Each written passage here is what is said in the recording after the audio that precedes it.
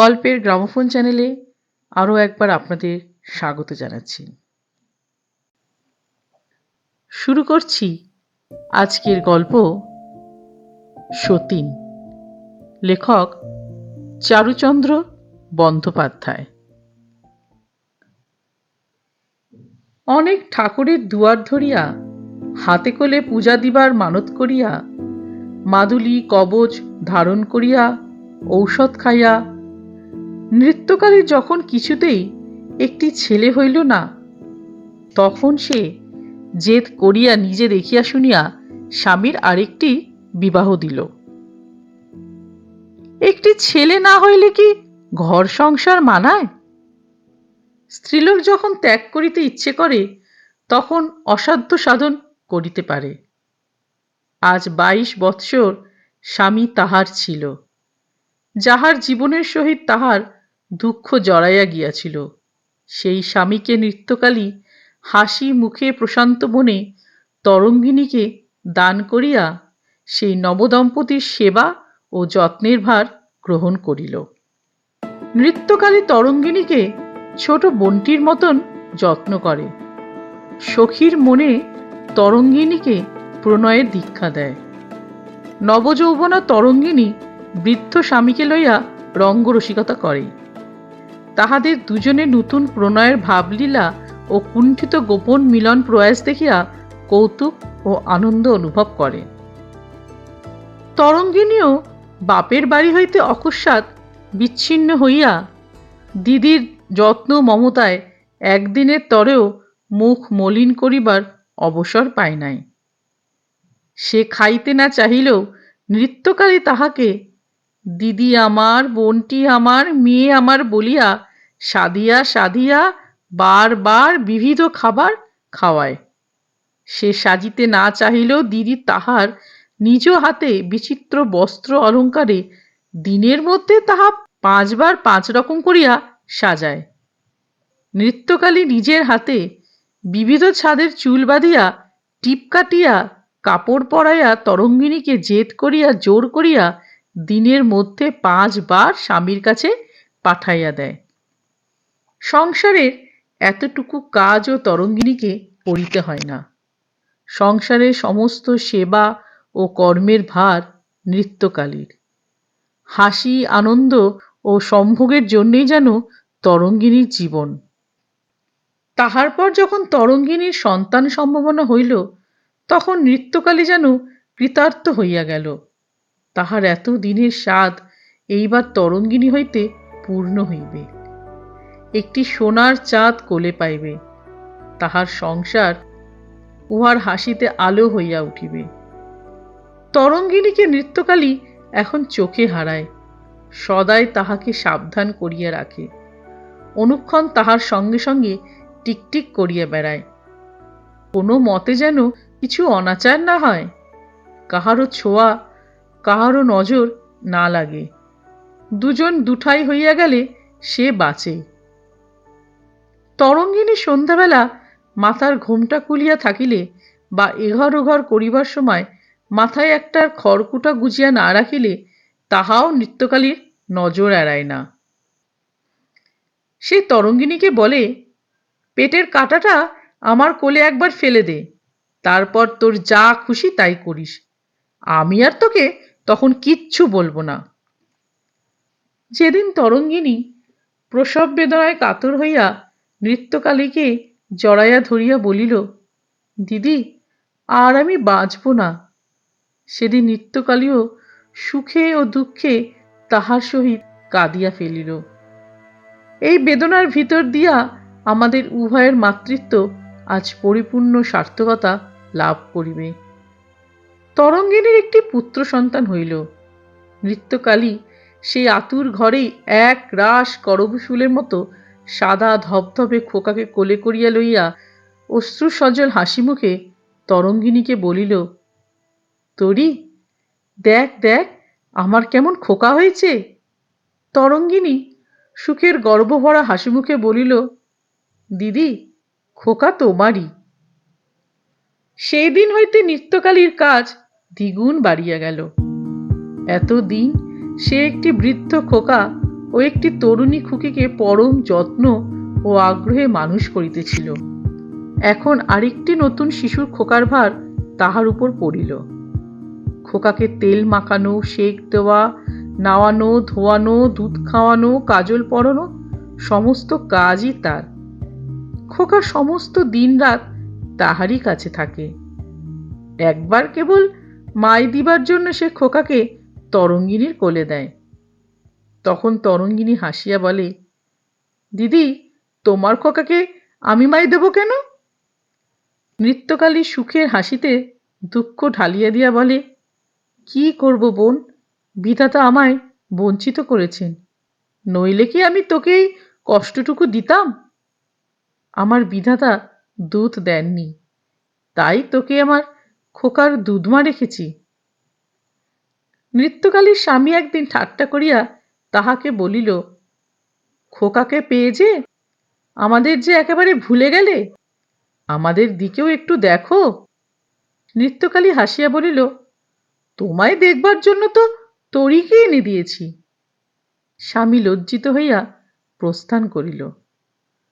তরঙ্গিনী একদিন হাসিয়া বলিল, দিদি, খোকা হয়ে অবধি তুমি আর আমার খোঁজ করো না যে, তরি মরল কি বাঁচল? নৃত্যকালী তরঙ্গিনীর চিবুক স্পর্শ করিয়া নিজের হস্তাঙ্গুলি চুম্বন করিয়া বলিল, ষাট ষাট, অমন কথা মুখে আনতে আছে? তুই আমাদের ঘরের লক্ষ্মী, সংসারের সুখ।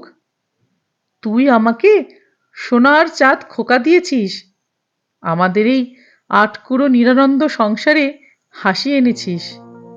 তুই যে আমার ছোট বোন তরি। তোর ঘর সংসার তুই এখন চিনে শুনে নে। চিরকাল কি দিদির হাত তোলা নিয়ে থাকবি? আমায় ছুটি দে, আমি আর সংসারের কেউ নই।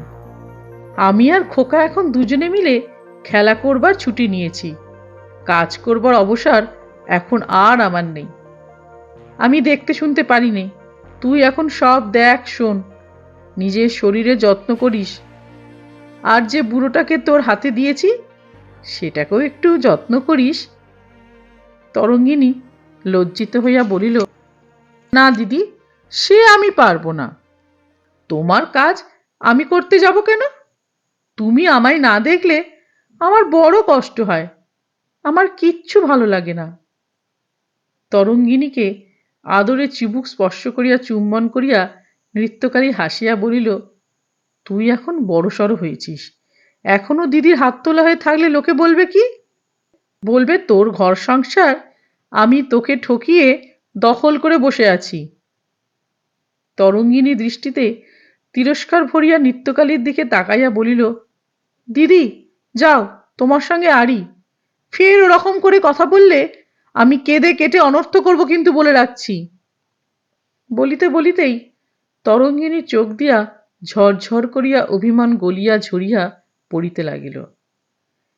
নৃত্যকালী তাহাকে কোলের কাছে টানিয়া আনিয়া গালে কপালে চুম্বন করিয়া সজল চোখে হাসিয়া বলিল, ছি পাগলি, এই তুচ্ছ কথায় কাঁদলি?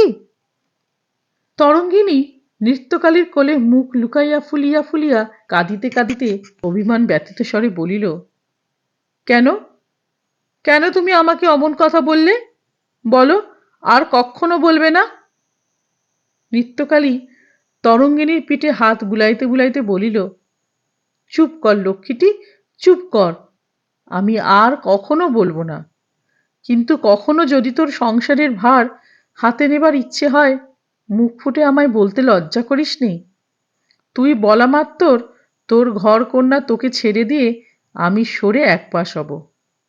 কেবল খোকাকে আমার কাছ থেকে কেড়ে নিস নে। তরঙ্গিনী অশ্রুস্নাত মুখখানি তুলিয়া নৃত্যকালীর দিকে বেদনা ভরা কাতর দৃষ্টিতে চাহিয়া বলিল, দিদি, আবার ওই কথা? আমি যে তোমার ভালোবাসার কেনা দাসী, আমাকে ওসব কি বলছো? নৃত্যকালী তাহার চোখ মুছাইয়া দিতে দিতে বলিল, তুই আমার বোন, তুই আমার ঘরের লক্ষ্মী, তুই আমার খোকা দুধ মা, তোকে আমি মন্দ ভেবে কিছু বলিনি, তবু কথাটা বলে রাখলাম।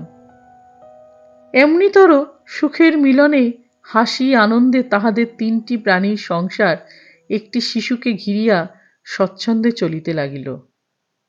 খোকা দিনে দিনে তাহার নবনব আনন্দলীলা প্রকাশ করিয়া সংসারটিকে আনন্দে হাসিতে সুখে ভরিয়া তুলিতে লাগিল।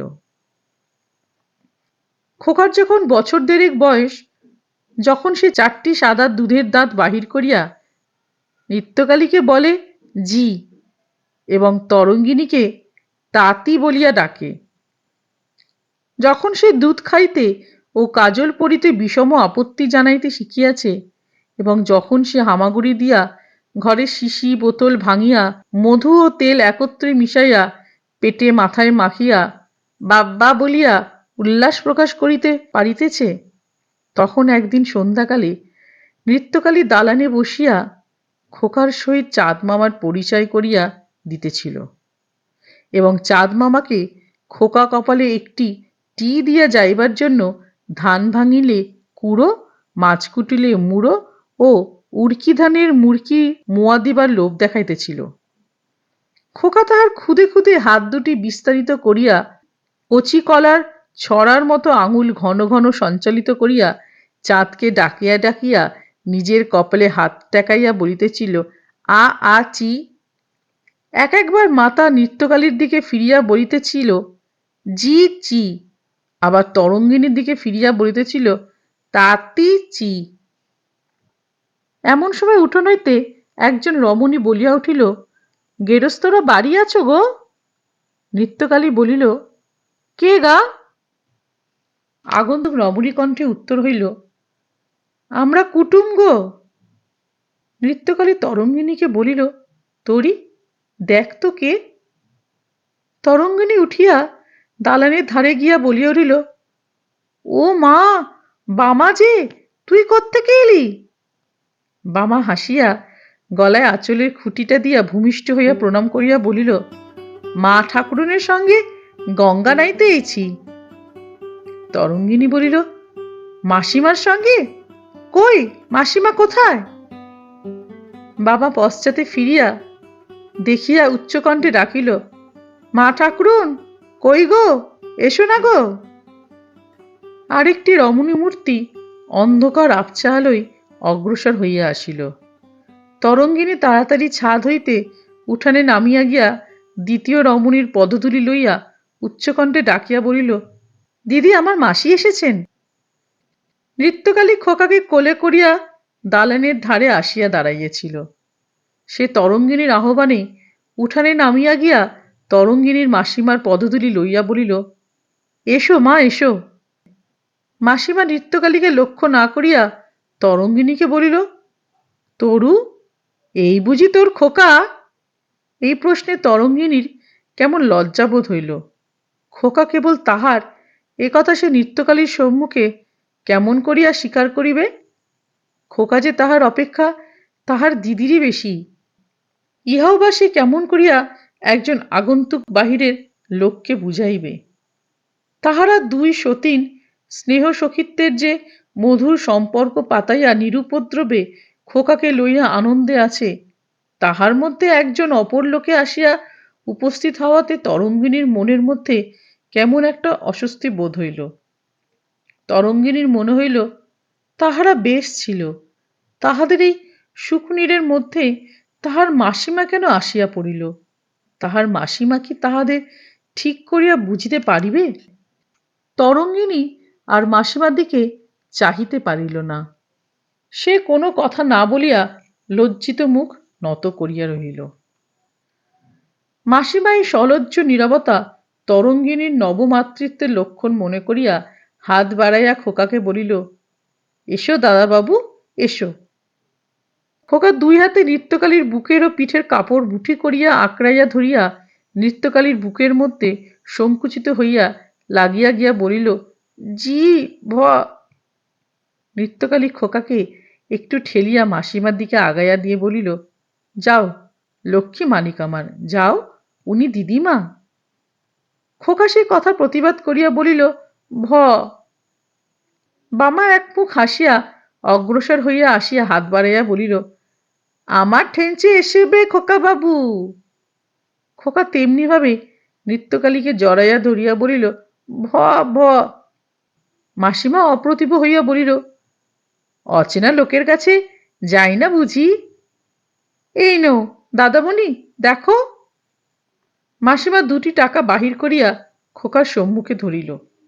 খোকা টাকা লইতে কিছুমাত্র উৎসাহ না দেখাইয়া কেবলই বলিতে লাগিল, ভ ভ। তখন নৃত্যকালী তরঙ্গিনীকে বলিল, তরি, তুই নে তো, তোর কাছে গিয়ে যদি মাসিমার কাছে যায়। তরঙ্গিনী হাত পাতিল। খোকা নৃত্যকালীকে জড়াইয়া থাকিয়া তরঙ্গিনীকে বলিল, তা তি ভ। মাসিমা অপ্রতিভ হইয়া তরঙ্গিনীকে বলিল, তরু, তোর ছেলে তো বাছা আমার কাছে আসবে না। এই নে, তোর বেটাকে সন্দেশ কিনে খাওয়াস। মিষ্টি মুখ হলে যদি আমায় মিষ্টি চোখে দেখে। তরঙ্গিনী একবার নৃত্যকালী মুখের দিকে তাকাইয়া আবার মাথা নত করিয়া দাঁড়াইল। নৃত্যকালী বলিল, আবার টাকা কেন মাসিমা? পায়ে ধুলো দিয়ে অমনি আশীর্বাদ করো।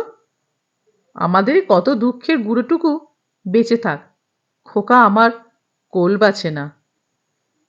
অন্ধকারে দাঁড়িয়ে রয়েছ বাপু, ও মুখই দেখতে পাচ্ছে না। এসো, দালানে এসো। তরি, একখানা কিছু পেতে দে বসতে। মাসিমা নৃত্যকালীর কোনো কথায় সাড়া না দিয়ায় তরঙ্গিনীকে জিজ্ঞেস করিল, জামাই কোথায়? ওদিকে জামাই নেই তো? মাসিমা যে নৃত্যকালীর সহিত কথা কইতেছে না, ইহা তরঙ্গিনীর মোটেই ভালো লাগিতেছিল না। কাজেই সেও মাসিমার কোনো কথার জবাব দিতে পারিতেছিল না। নৃত্যকালী বলিল, না, উনি বাড়িতে নেই। এসো মাসিমা। তরি, মাসিমার পা ধোয়ার জল দে, ওর গরদখানা দে। মাসিমা কাপড় ছেড়ে জব করে নিন, আমি খোকাকে ঘুম পাড়িয়ে জলখাবার করে আনি। তরঙ্গিনী মাসিমার কাছ হইতে সরিয়া পড়িবার সুযোগ পাইয়া যেন বাঁচিয়া গেল। কিন্তু যখন নৃত্যকালী জলখাবার আনিতে গেল, তখন তরঙ্গিনীকে একাকী তাহার মাসিমার কাছে থাকিতে হইল। ইহাতে সে কেমন অস্বস্তি বোধ করিতে লাগিল।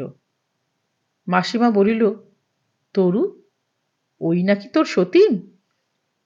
সতীন শব্দটা তরঙ্গিনীর কানে বাজিল। সে মৃদুস্বরে বলিল, উনি দিদি। তোকে খুব কষ্ট দেয় দেখছি। তরঙ্গিনী বিরক্ত হইয়া বলিল, না মাসিমা, দিদি আমায় খুব ভালোবাসেন। মাসিমা বিজ্ঞতার হাসি হাসিয়া বলিল, নিকি, তুই তেমনই নেকি আছিস এখনো। একটা মিষ্টি কথা বললেই ভুলে যাস। মিছরির ছুরি মুখে মিষ্টি লাগে বলে মনে করিস, যে বুকে যখন বাঁধে তখনও তেমনি মিষ্টি লাগে। ওই বুঝি তোর ভালোবাসা? এসে বাড়িতে পা দিতেই তো বুঝতে পেরেছি তুই বাড়ির দাসী, আর বাড়ির গিন্নি ওই ডাইনি মাগি। তরি, যা পা ধোবার জল দে। তরি, যা বসতে দে। আর আমি যাই জল খাবার দিই। তুই দাসীর খাটনা খেটে মরবি, কিন্তু সংসারটি ওর মুঠোর ভেতরে। তোর সংসারে তুই পরের হাত তলায় কেমন করে আছিস? আমার হলে তো এক দণ্ড থাকতে পারতাম না। তরঙ্গিনী বিরক্ত হইয়া বলিল, এর আর হাত তোলা থাকা কি? দিদি যদি অযত্ন করতেন তো কষ্ট হতো। দিদি নিজে না খেয়ে আমায় খাওয়ান, নিজে না পড়ে আমায় পড়ান। দিদি আমার ছেলেকে মায়ের বাড়া যত্ন করেন। মাসিমা হাসিয়া বলিল, ও রে, তাই তো কথাই বলে মায়ের চেয়ে যে ভালোবাসে তারে বলে ডান। ওই ডাইনি বাগি তোকে গুণ করেছে নির্যশ। ছেলেকে অত ন্যাওটা করেছে কেন তাও বুঝি বুঝতে পারিস নে, হাবা মেয়ে। ছেলে ওর ন্যাওটা হলে তোকে নাতি ঝ্যাঁটা কোস্তা বারণ মারলেও তুই ওর কিছু করতে পারবি নে। ছেলের জন্যে তোকে সব সয়ে থাকতে হবে। দুটো মিষ্টি কথা আর লোক দেখানো আত্মী, এই দেখেই তো ভুলেছিস। সতীন সম্পর্ক কি কখনো ভালো হয় নাকি? শক্ত হ, শক্ত হ, এখনো সময় আছে। ছেলেটাকে ডাইনির মায়া থেকে বাঁচা। কথাই না বলে, বাজা আত্মি বাঘিনীর পথ্যি, তাতে এবার বাজা সতীন। তরঙ্গিনী লজ্জায় ঘৃণায় বিরক্ত হইয়া উঠিল। তাহার মাসিমাকে কেমন করিয়া বলিবে যে যেদিন হইতে সে এ বাড়িতে আসিয়াছে সেই দিন হইতে স্বামী সম্পূর্ণ তাহার, দিদি তাহার সতীন নয়। তরঙ্গিনী তাড়াতাড়ি উঠিয়া পড়িয়া বলিল, দেখি জল খাবার হলো কিনা। মাসিমা খুশি হইয়া বলিল, হ্যাঁ, নিজের ঘরকন্না নিজে দেখ শোন, এই তো চাই। তরঙ্গিনী মনে করিল সতীন সম্পর্কটা বড় খারাপ, সহজেই লোকে ভুল বুঝিয়া অবিচার করিয়া বসে। মাসিমা দুদিন থাকিলেই বুঝিতে পারিবে দিদি তাহার কেমন মানুষ। দুদিন ছাড়িয়া 4 দিন গেল। মাসিমার ধারণার কোনো পরিবর্তন সে বুঝিতে পারিল না। মাসিমা ও তাহার সহচরী বামা নিরন্তর তাহার কানে বেশ উদগীরণই করিতেছে। তরঙ্গিনী অতিষ্ঠ হইয়া একদিন নৃত্যকালীকে বলিল, দিদি, ওরা কবে যাবে? চোখ ফোক তো চুকে বুকে গেল, আর কতদিন গঙ্গা নাইতে হবে? নৃত্যকালী হাসিয়া বলিল, কেন তোরি, মাসিমা 2 দিন আছেন, তাতে তুই বেজার হচ্ছিস কেন? তরঙ্গিনী নৃত্যকালীর হাসির সঙ্গে হাসিতে পারিল না। সে গম্ভীরভাবে বলিল, না দিদি, আমরা দুটিতে নিরিবিলি বেশ ছিলাম, কোথা থেকে এক যোগ নরক গোলযোগ এসে জুটল। দিদি, পাজিগুলোর এত গোলযোগও বাঁধাতে জানে। নৃত্যকালী একটু তিরস্কারের স্বরে বলিল, ছি, অমন কথা মুখে আনতে নেই, মাসিমা শুনতে পেলে কি ভাববেন? তোর বাড়িতে তো আর চিরকাল থাকতে আসেনি, তুই অত ব্যস্ত হচ্ছিস কেন? তরঙ্গিনী কেমন করিয়া বলিবে সে কেন ব্যস্ত হইতেছে। তাহার যে দুঃখ তাহা সইবরও নয় বলিবরও নয়। তরঙ্গিনী বলিল, ব্যস্ত হব না? খোকা হয়ে অবধি তো তুমি আমায় আগের মতো যত্ন করো না। তার উপর মাসিমা এসে তো তোমায় একদণ্ড কাছে পাওয়াই ভার হয়েছে। তুমি আর কারো বেশি যত্ন করলে আমার বড্ড রাগ হয়। নৃত্যকালী হাসিয়া তরঙ্গিনীর চিবুক স্পর্শ করিয়া নিজের হস্ত চুম্বন করিয়া বলিল, হিংসুটে, ভয় নেই রে, ভয় নেই। তোর দিদিকে তুই না ছাড়লে কেউ কেড়ে নিতে পারবে না। ইহার পর তরঙ্গিনী নৃত্যকালীকে আর কিছু বলিতে পারিল না। সে আস্তে আস্তে গিয়া মাসিমার কাছে বলিল, মাসিমা, তুমি কবে বাড়ি যাবে? বাড়ি তো শিগগির যাওয়া দরকার। বাড়িতে সব ওবিলি করে ফেলে ছড়িয়ে রেখে এসেছি। ইঁদুরে বাঁদরে কি করছে তা ঠিক নেই। কিন্তু তোর ঘরকন্নার তো একটা বিলি বন্দেজ না দেখে আমি নড়তে পারছি নে। আমার ঘরকন্নার বিলি বন্দেজ আমি করে নেব। তার জন্য তোমার ঘরকন্না অবিলি করে থাকতে হবে না মাসিমা। কেন, আমাকে তুই তাড়াতে পারলে যে বাঁচিস দেখি। তরঙ্গিনী অপ্রতিভ হইয়া বলিল, না, তা কেন? তবে জামাই বাড়ি এতদিন এসে আছো, আমার ভারী লজ্জা করছে। জামাই কি কিছু বলেছে? না। তবে এই ডাইনি বাঙি কিছু বলেছে বুঝি? যাই দেখি একবার মাগির ধুত্তুরি ধুয়ে দিয়ে আসি। যত বড় মুখ নয় তত বড় কথা। আমি কি তার বাপের বাড়িতে এসেছি? এ আমার আপনার বঞ্জির বাড়ি। খুব করব, আসবো। একবার কেন, 100 বার আসবো। কোথায় সে শতেক খোয়াবি হারামজাদি মাগি? তরঙ্গিনী বিরক্ত হইয়া বলিল, আহ মাসিমা, কি করো? দিদি কিচ্ছু বলেনি। বামা হাসিয়া পরম বিজ্ঞস্বরে বলিল, মুখে না বলুক, মনে মনে বলেছে। গুণ করে নিজের মনের কথাটা আর মনে চালান করে দিয়েছে। মাসিমা বলিল, বামা, আজকে তো শনিবার আছে, আজ সন্ধেবেলা তোর সেই জল পড়াটা তরুকে দিস তো, গুনটুনগুলো কেটে যাবে। বাবা বলিল, তাই খেও দিদিমণি, তাই খেও, বড় জবর জল পড়া। এ আমাদের গায়ে বিন্দে হাড়ি তুষ্টু গয়লাকে শিখিয়েছিল, তোর ঠেঁচে মোর শিক্ষে। এর ফল প্রত্যক্ষ হাতে হাতে দেখে নিও। যেমন জলটুকু খাবে অমনি বুক স্তক হিম হয়ে যাবে, প্রাণটা যেন জুড়োবে। আর যে লোক গুণ ওষুধ করেছে তাকে একেবারে বিষ নজরে দেখবে।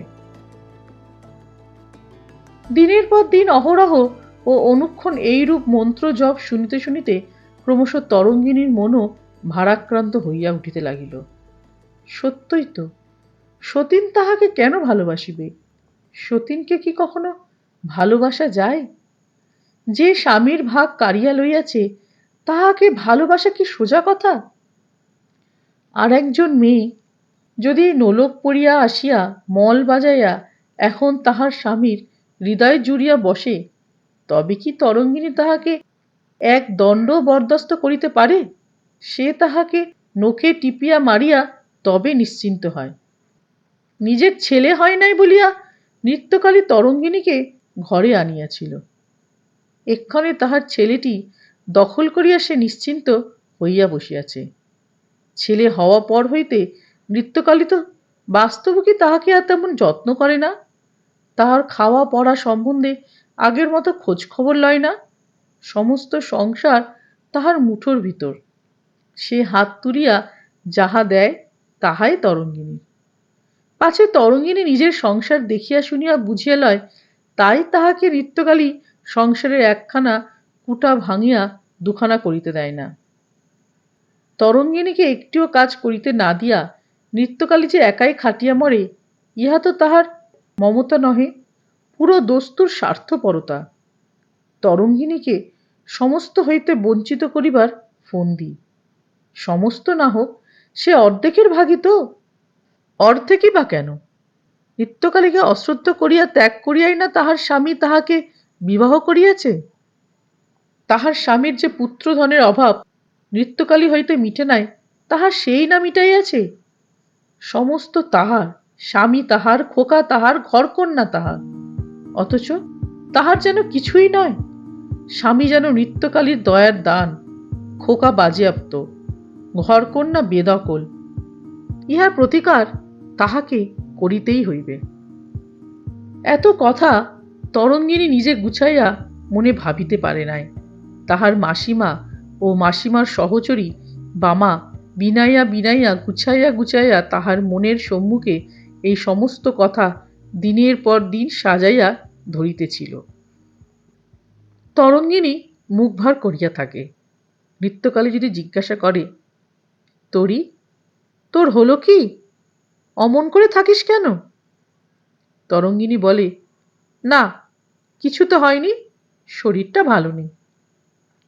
প্রথম প্রথম নৃত্যকালী মনে করিত যে মাসিমা এতদিন আছে বলিয়া বোধহয় তরঙ্গিনী কুণ্ঠিত ও বিরক্ত হইতেছে, কিন্তু সে অল্প লক্ষ্য করিয়া বুঝিল যে তাহার অনুমান যথার্থ নয়। এখন তরঙ্গিনী সদা সর্বদাই তাহার মাসিমার কাছে কাছেই থাকে। তিনজনে মিলিয়া সর্বদাই ফিস ফিস গুজগুজ হয়। নৃত্যকালীকে দেখিলেই চুপ করে। নৃত্যকালী বুঝিল যে একটা কিছু ষড়যন্ত্র চলিতেছে, কিন্তু সে তরঙ্গিনীকে কিছুই জিজ্ঞাসা করিতে পারিল না। তরঙ্গিনীর মনে বদ্ধভুল ধারণা হইয়া গেল যে নৃত্যকালী এতদিন তাহাকে নিছক ঠকাইয়া আসিয়াছে, এখন সংসারের ভার তাহার নিজের হাতে না লইলে নয়। তখন তাহার মনে পড়িল যে নৃত্যকালী একদিন তাহাকে বলিয়াছিল যে যেদিন তাহার ইচ্ছা হইবে মুখ ফুটিয়া বলিলেই সে সংসার হইতে সরিয়া যাইবে। তরঙ্গিনী আস্তে আস্তে গিয়া নৃত্যকালীর কাছে গেল। নৃত্যকালী একবার তাহার গম্ভীর মুখের দিকে তাকিয়া বলিল, তোরি, এতদিনে দিদিকে মনে পড়ল? এখন দিদির কাছে থাকতে ভালো লাগে না, না? তরঙ্গিনী বাহাতের বালা ডান হাত দিয়া ঘুরাইতে ঘুরাইতে বলিল, দিদি, ভাড়ার ঘরের আর সিন্দুকের চাবিগুলো আমাকে দাও। নৃত্যকালী তাহার কথার অর্থ না বুঝিতে পারিয়া বলিল, কেন, কি নিবি? তরঙ্গিনী মাথা নত করিয়া বলিল, কিছু নেব না, তবে? চাবিগুলো আমার কাছেই রাখবো। তাহলে সংসার থেকে আমায় এতদিনে ছুটি দিচ্ছিস? হ্যাঁ। নৃত্যকালী হাসিয়া তরঙ্গিনীর মুখ চুম্বন করিয়া বলিল, আহ, বাঁচলাম তোরি, তোর ঘরকন্যা তোরই তো দেখা উচিত। এই নে চাবি, কিন্তু খোকাকে কেড়ে নিস নে, লক্ষ্মী বোন আমার। নৃত্যকালীর চোখ হইতে বড় বড় ফোঁটায় দুধারে অশ্রু গড়াইয়া পড়িতে লাগিল। তরঙ্গিনী সেখানে আর থাকিতে না পারিয়া উঠিয়া পড়িল। সে চলিয়া যাইতেছে দেখিয়া নৃত্যকালী তাড়াতাড়ি আঁচলে চোখ মুছিয়া বলিল, তোরি, চাবি তো পড়ে রইল। তরঙ্গিনী বলিল, না দিদি, চাবি আমার চাইনি, তোমারই থাক। কোথা হইতে মাসিমা তাড়াতাড়ি বাহির হইয়া চাবিগুলি হস্তগত করিয়া বলিল, তরু, বড় মেয়ে তোকে চাবি দিচ্ছে, নে। কেমন মেয়ে বাছা? বড় মেয়ে চাবি রাখবে না? তুই রাখবি নে তো, রাখবে কে? থাক, তবে আমারই কাছে। মাসিমা চাবিগুলি লইয়া তরঙ্গিনীর পশ্চাৎ পশ্চাৎ প্রস্থান করিল। নৃত্যকালী অবাক হইয়া মাসিমার গমন পথের দিকে চাহিয়া বসিয়া রহিল। মাসিমা গিয়া তরঙ্গিনীকে ভর্ৎসনা করিয়া বলিল, বোকা মেয়ে কোথাকার, ডাইনির চোখের মায়া কান্না দেখে অমনি গলে গেলেন। ভাগ্যিস আমি কাছাকাছি ছিলাম। বামা বলিল, সব তো লিলে, কিন্তু মাগির প্যাটরাটা দেখলেনি? ওইটার মধ্যে ও সব লুকিয়ে রেখে দিয়েছে। মাসিমা বলিল, ভালো বলেছিস বামা। দেখ তরু, মাগির প্যাটরা একবার খুলে দেখ নিগে যা। তরঙ্গিনী জোরে ঘাড় নাড়িয়া দৃঢ়স্বরে বলিল, সে আমাকে দিয়ে হবে না মাসিমা। তবে আমি বলি গে। না মাসিমা, খবরদার, ওরকম করে দিদিকে অপমান করলে আমি মাথায় কাটারি মেরে রক্তগঙ্গা হব। মাসিমা অমনি নাকি কান্নার সুরে বলিয়া উঠিল, ও মা, কি সর্বনেশে কথা বলিস তরু! যার জন্যে চুরি করিস সেই বলে চোর? কি জবর ডাইনিও মাগি, তোকে একেবারে বশ করে ভেড়া করে রেখেছে। তোর যা খুশি করগে যা, কালকে আমি বাড়ি চলে যাব। কেন রে বাপু, নিজের সব বইয়ে ছইয়ে পরের জন্য বুকে রক্ত জল করা? মাসিমা ক্রমশ ফোঁস করিতে করিতে চক্ষে অঞ্চল আরোপ করিল। বামাও চোখ মুছিতে লাগিল। তরঙ্গিনী শক্ত হইয়া দাঁড়াইয়া রহিল, একটিও সান্ত্বনার কথা বলিল না। পরদিন মাসিমার বাড়ি যাইবার কোনো উদ্যোগই দেখা গেল না, বরং উল্টা মাসিমা ভাড়ার ঘরের চাবি হাতে পাইয়া সংসারে বিলি বন্দেজ করিতে মনোসংযোগ করিল। রোজ দুধ লওয়া হয় 2 সের, 1 সের খোকা খায়, 8 সের খোকার বাবা পায়, বাকি 8 সের নিত্যকালী ও তরঙ্গিনী খাইত। মাসিমা আসবার পর নিত্যকালী দুধের ভাগ মাসিমার বরাদ্দ হয়েছিল। সেই বরাদ্দর কায়েমি হইয়া গেল। রাত্রে সকলেই লুচি খাইত, এখন নিত্যকালীর জন্য ভাতের বরাদ্দ হইল। স্ত্রয়স্ত্রী মানুষের দুবেলা ভাত খাওয়াই তো উচিত। মাসিমা বিধবা মানুষ, তাহার লুচি তো খাইলেই নয়। বছরে 4খানা কাপড়ের বেশি কেন বাজে খরচ? কত নবাবী। নিত্যকালীর বাক্স ভরা কাপড় আছে, পূজার সময় তাহার আর নূতন কাপড় কিনবার দরকার নাই। নিত্যকালী দোক্তা খায় বলিয়া তাহার পানের খরচ বেশি। নেশাভাং যাহা করিতে হয় সে নিজের খরচে করুক, সংসার হইতে সে বাজে খরচের জন্য পয়সা কেন পাইবে? বাড়িতে 2জন দাসী ছিল, একজন সংসারে ঘরকন্যার কাজ করিত, আর একজন 2 বউয়ের কাজ করিত। এখন একজন ঘরকন্যার কাজ করিয়া ছুটি পায় না, অপরজন তরঙ্গিনীর কাজ করিয়া মাসিমার বাতে তেল মালিশ করিয়া ও মাথার পাকার চুল তুলিয়া সময় পায় না। নৃত্যকালে কিন্তু হাসি মুখেই এ সমস্ত সহ্য করিতেছিল। সে একদিনে দোক্তা আর পান খাওয়া ছাড়িয়া দিল। নিজের কাপড় সে নিজে কাচে, অশ্রদ্ধার দানও সে হাসি মুখে গ্রহণ করে। কেহ তাহাকে কাজ করিতে দেখিয়া কারণ জিজ্ঞাসা করিলে বলে, বাড়িতে 2টি বই তো ঝি নেই, কুটুম্ব মানুষ বাড়িতে, পাছে তাদের কষ্ট হয় তাই ঝিরে ওদের কাছে কাছে থাকতে বলে দিয়েছি। এইরূপ বিলিবন্দেজ করিয়া মাসিমা দেখিল যে নিত্যকালী কোনো আপত্তি তুলিল না। জামাইয়ের কানেও এ কথা উঠিল না। তখন সে সাহস পাইয়া তরঙ্গিনীর কানে মন্ত্র জপ করিতে শুরু করিয়া দিল। দেখ তরু, তুই কি ভাবছিস জানি নে, আমি তোরই ভালোর জন্য সংসারের খরচ কমিয়ে আনছি। যে 2 পয়সা বাঁচবে সে তোরই, আমার কি বল না? কিন্তু মাগি কি শয়তান, তোর শব্দটি করছে না? ও কি টুকটাক করবার মতলবে আছে? তোর স্বামীর কাছে তোর যে আদর, সে তোর খোকার জন্যই না? নইলে ও হলো গিয়ে ওর সময়ের বউ। ওর ওপর স্বামীর যতখানি টান হয় ততখানি কিছুই আর তোর ওপর হবে না। এখন খোকার কোনো রকম ভালো মন্দ করতে পারলেই ওর মনস্কাম সিদ্ধ হয়। এখন খোকাকে তো ওর ত্রিসীমানায় যেতে দেওয়া ঠিক হবে না। দেখিস নে, খোকাকে সামনে বসিয়ে এক দৃষ্টে হাঁ করে কেমন তাকিয়ে রয়েছে। তরঙ্গিনীর বুকের ভেতর ধূপ করিয়া উঠিল। বাস্তবিক তো সে দেখিয়াছে, নৃত্যকালী খোকাকে সামনে বসাইয়া রেখে তাহাকে দেখে। তাই সে তাড়াতাড়ি জিজ্ঞাসা করিল, অমন করে তাকিয়ে থাকলে কি হয়? বাবা বলিল, বুকে রক্ত শুষে নেয় গো, বুকে রক্ত শুষে নেয়। মন্তর পরে 7 দিন তাকালেই হাতি মালট খায়, ও তো একরত্তি বাচ্চা। আমাদের গায়ে ইচ্ছে বুড়ি অমনি করে আমার ভাসুর পর পেরানটা শুষে খেয়েছিল। না গা মা ঠাকুরুন, তুমি তো সব জানো। মাসিমা মুখ অত্যন্ত ম্লান করিয়া দীর্ঘ নিঃশ্বাস ফেলিয়া বলিল, হ্যাঁ মা, জানি বলেই তো ভাবনা। কিন্তু তরু তো কথা শুনবে না। জামাইকে বলে ওকে এক্ষুনি বাড়ি থেকে বিদায় করে দেওয়া উচিত। মাসিমার অবিশ্রাম মন্ত্রজপে তরঙ্গিনীর মন নৃত্যকালীর ওপর বিরূপ হইয়া উঠিল। সে একবার বাকিতে ছিল, একবার দিদির প্রাণ ঢালা স্নেহ স্মরণ করিয়া সমস্ত বিরূপ ভাব মন হইতে ঝাড়িয়া ফেলিতে চেষ্টা করিতেছিল। কিন্তু যখন তাহার বিশ্বাস জন্মিল যে তাহার সৌভাগ্যের নিদান বুকচেরা ধন খোকাকে প্রাণে মারিবার জন্য নৃত্যকালী চেষ্টায় আছে, তখন তরঙ্গিনীর মন নৃত্যকালীকে একেবারে বিষের মতো বোধ করিতে লাগিল। তাড়াতাড়ি তরঙ্গিনী স্বামীকে গিয়া বলিল, ওগো শুনছ, বড় গিন্নি আমার খোকাকে রোজ তুক করে। নৃত্যকালী কিছু না বলিল, তাহার স্বামী অনুমানে বুঝিতে পারিতেছিল যে মাসিমার ব্যবহার নৃত্যকালীর প্রতি বিশেষ হৃদ্যত নহেই, বরং নৃত্যকালী যেন কিছু উৎপীড়িত হইতেছে।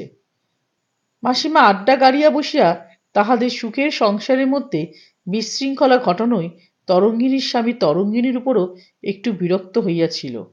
মনে করিতেছিল সে বোধহয় মাসিমাকে ধরিয়া বাড়িতে রাখিয়াছে। তাই এখন তরঙ্গিনীকে নৃত্যকালীর নামে লাগাইতে শুনিয়া তাহার কথায় বাধা দিয়া রাগ করিয়া বলিয়া উঠিল, যাও যাও যাও, ওসব ছোট লোকের মতো কথা শুনতে চায়নি। ও বুকের রক্ত জল করিয়া তোমার ছেলে মানুষ করছে কিনা তার এই পুরস্কার? কে তোমাকে এসব শেখাচ্ছে? আগে তো তুমি এমন মেয়ে ছিলে না। ফের ওরকম কথা মুখে আনলে ঝাড়ে মুছে সবাইকে একদিনে একসঙ্গে দূর করে দেব। সূত্রপাতেই স্বামীর নিকট তিরস্কৃত হইয়া তরঙ্গিনী কাঁদিয়া গিয়া মাসিমার কাছে পড়িল। মাসিমা তো শুনিয়া বলিল, এ সমস্তই ওই ডাইনি মাগির খেলা মন্তর পড়ে। তোর ওপরে জামাইয়ের মন চটিয়ে দিচ্ছে। হয় নয় তুই ভেবে দেখ, জামাই কি কখনো তোকে এমন করে একদিনও বকেছে? তরঙ্গিনী দেখিল, সত্যই তো, স্বামী শুধু সোহাগ করিয়াছে, তিরস্কার আজ এই প্রথম এবং অতি অকস্মাৎ। তখন তরঙ্গিনী ব্যস্ত হইয়া বলিল, তাই তো মাসিমা, তবে কি হবে? মাসিমা গম্ভীরভাবে বলিল, আমি তো বাছা কবে থেকে পই পই করে বলছি যে বিষ দাঁত চেপে বসবার আগে সাবধান হ।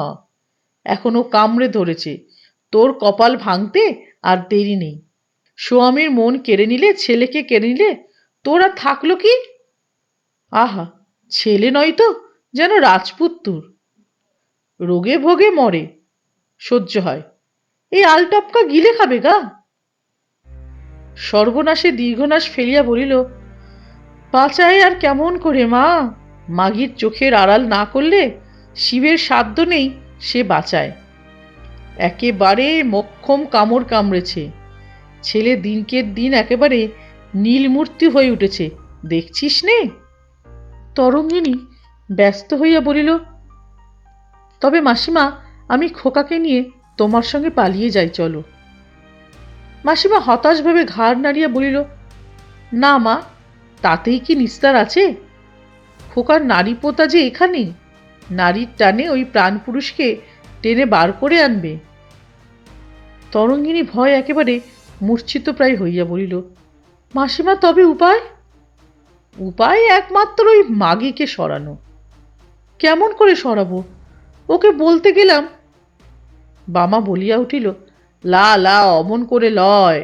ডাইনিকে কি অমন করে সরায়? তুক্তরিবোধ করে সরাতে হয়। তরঙ্গিনী ব্যস্ত হইয়া বলিল, তুই কিছু জানিস বামা?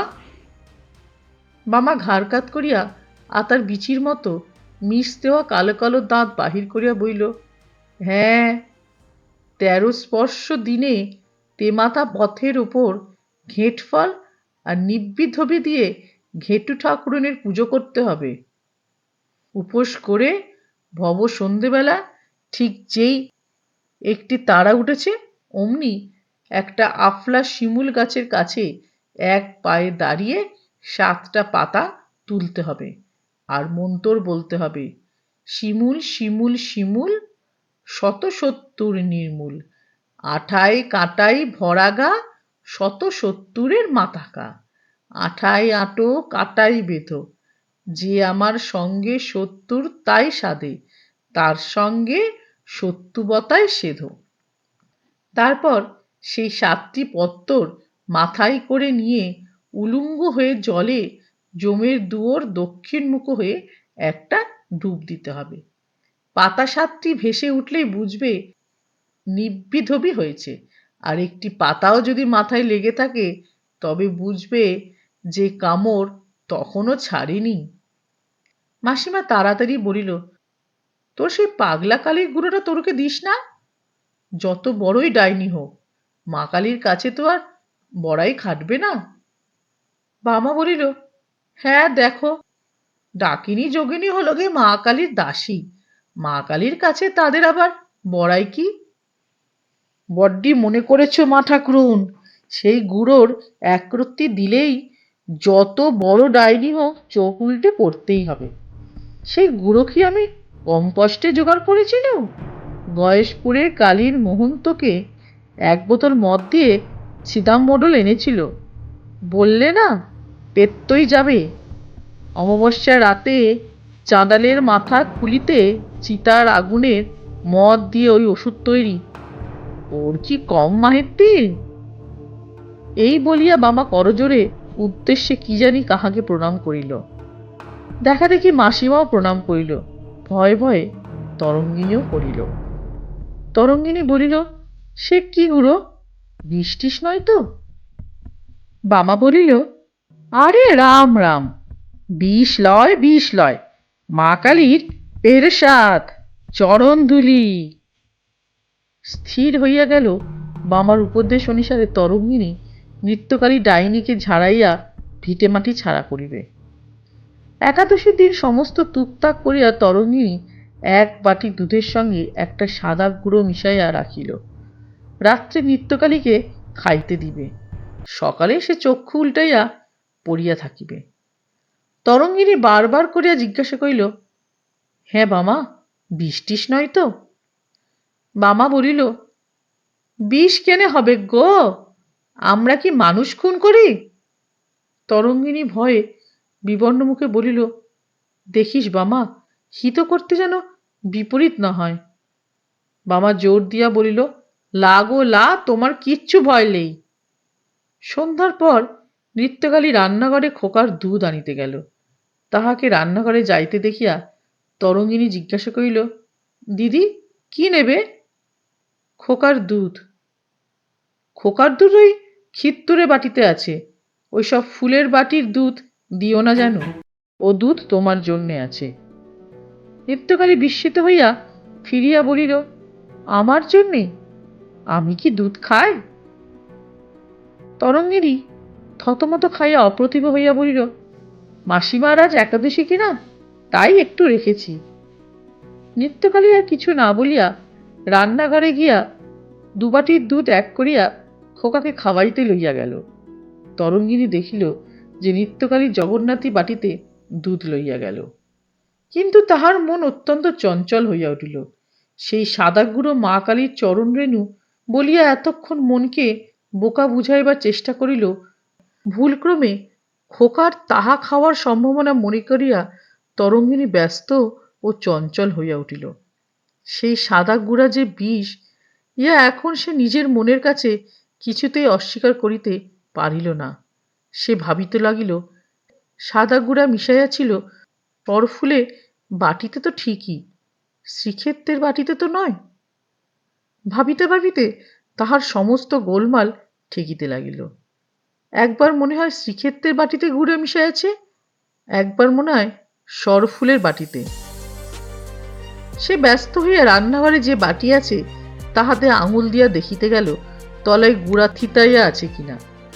বাটিতে আঙুল দিতেই দেখিল বাটিতে দুধ নাই, বাটির তলায় গুঁড়া কিচকিচ করিতেছে। তরঙ্গিনী একেবারে পাগলের মতো হইয়া ঝড়ের বেগে ঘর হইতে ছুটিয়া যাইতে যাইতে চিৎকার করিয়া বলিয়া উঠিল, দিদি দিদি, ও দুধ খোকাকে খাইও না, খোকাকে ও দুধ খাইও না। তরঙ্গিনী দালানে উঠিয়া দেখিল নিত্যকালী খোকাকে ঝিনুক করিয়া দুধ খাওয়াইতেছে।